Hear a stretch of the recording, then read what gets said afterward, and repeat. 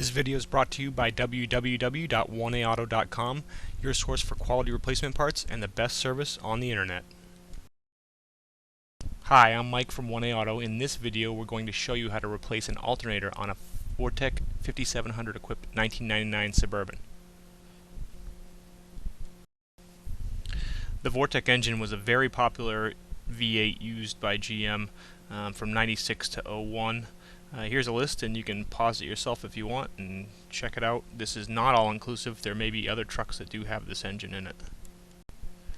For this replacement you will need a 3/8 drive ratchet handle, 15mm wrench, 13mm wrench, a 5/16 wrench, and a large screwdriver or a small pry bar, and a rubber mallet. Now the first thing you want to do is find your belt routing diagram shown here. It's usually right near the radiator. This will help you when you want to reroute the belt at the end of This sticker located in the glove box is your RPO code sticker, regular production option.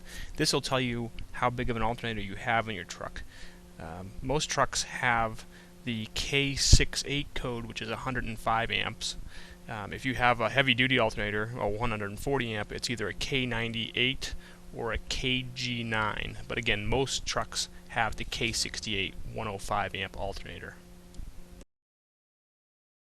And with that, we can start replacing the alternator. First, you want to disconnect your battery with a 5. Then, using your 3/8 ratchet, you want to move the serpentine belt pulley. And here you can see where you would insert that ratchet. It has a small square hole, and then you push down, which takes the tension off the belt, and you slip it off the idler pulley. And now it's clear of your alternator for you. After this, you're going to disconnect the rear wire, and you're going to put a wrench on, and actually you're going to put another wrench holding the stud. So you actually have two wrenches, and you hold one wrench while you loosen the other one, because the stud will just spin in the alternator if you don't do it this way. After this, there's just a little AC hose that you pull out of the clip to give yourself some room to move with the alternator.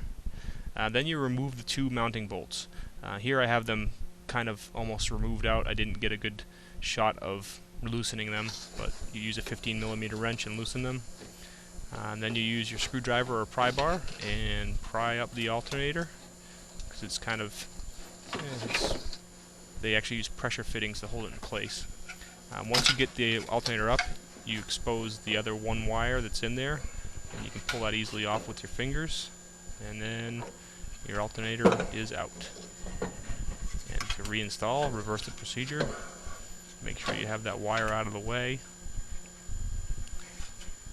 Put the alternator down in there, connect your single wire,